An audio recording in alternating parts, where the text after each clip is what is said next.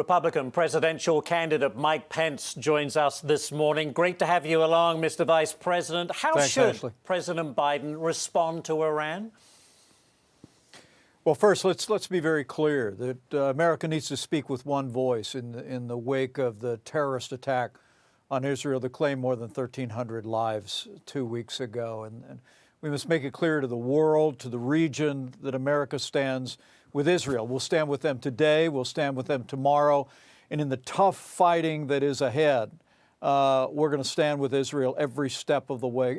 Israel has no choice now, Ash, but to go into Gaza and hunt down and crush Hamas once and for all. But look, I'm glad President Biden is now mentioning Iran in this. His earlier statements, as you recall, didn't even mention Iran, but Iran holds the leash on Hamas and Hezbollah. It's the leading state sponsor of terrorism in the world, and Hamas gets most of their support, their resources, their arms from Iran. And so it's one of the reasons why I was one of those that called early on for the deployment of the USS Eisenhower battle group to the Eastern Mediterranean to join the Ford battle group. I think we've got to make it clear to Iran, to Assad in Syria, to Hezbollah in Lebanon, that when Israel goes in and does what they need to do in Gaza, that any attempt by Iran or other actors in the region to make this into a wider war will be met with American force shoulder to shoulder with Israel. I also think already we should have canceled the $6 billion that the Biden administration transferred as a ransom. And let's put the snapback sanctions into place. I really do believe that the weak and feckless foreign policy of this administration, the disastrous withdrawal from Afghanistan, 2 years of appeasing the enemies of freedom around the world, we got to get back to American strength.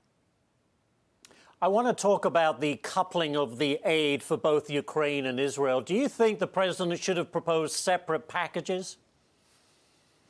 Well, look, as you know, I'm someone that believes that America's the leader of the free world. We're the arsenal of democracy, and I've been a strong supporter of military aid to the war fighters in Ukraine. I think it's absolutely in our national interest to give Ukraine what they need to fight and repel the Russians, because I've no doubt that if Putin overruns Ukraine, it's not going to be long before he crosses a border where our men and women in uniform have to fight. So whether he should have paired them, but to make the case that we're the leader of free world, we ought to be supporting Israel shoulder to shoulder, no daylight between the U.S. and Israel. But I really do believe this is a moment in the wake of that failed and feckless foreign policy of this administration, the disastrous withdrawal from Afghanistan, appeasement toward Iran and other actors in the world stage. We've got to get back to leading the free world, or frankly, the rest of the 21st century could look a whole lot more like the first half of the 20th century. Next one for you, Mr. Vice President. A U.S. Navy destroyer shut down several missiles and drones fired by the Iranian-backed Houthis in Yemen.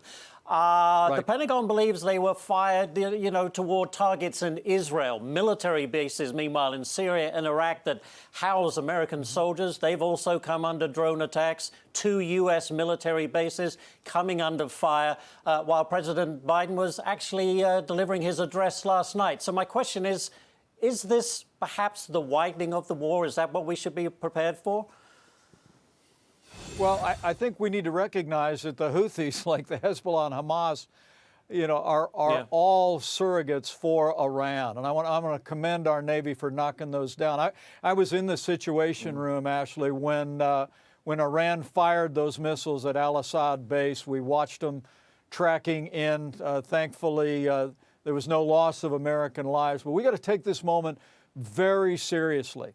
And if we continue to see an escalation, whether it's by the Houthis or whether it's by Hezbollah, that we need to be prepared to meet that with American force, and not just against those surrogates of Iran, but we need to prepare to make it clear to Iran that they will pay a price, that we will move against those refineries, other targets that Iran holds dear. Look, the only way to ensure that Israel has the freedom to focus on destroying Hamas and this not spinning into a wider war is unambiguous American strength in the region, and I'm going to continue to call for that. One last one for you, sir. Your presidential campaign has $620,000 in debt. You have just roughly $1.2 million cash on hand. That's going to be a very difficult challenge for you, I would imagine. What's your strategy moving forward, and can you make the debate November 8th in Miami? You know, it's clear I don't have the most money, but I'm running for president, Ashley, because I have the most experience. I'm the most qualified, the most tested conservative in this race. And when you look at the world becoming more dangerous by the day, when you look at the struggles that we're facing at our border, crime in our streets, inflation at a record level that you talk about here on Varney and Company every day. The reality is this is no time for on-the-job training. So we're reaching out to people across the country. Folks are going to MikePence2024.com every day. We're working hard to make that debate stage, but more importantly, we're working hard to take our case for principled, experienced, conservative leadership to the American people, and I'm going to continue to do that every day. Mr. Vice President, a pleasure to talk to you this morning. Thank you for joining us. Thank you.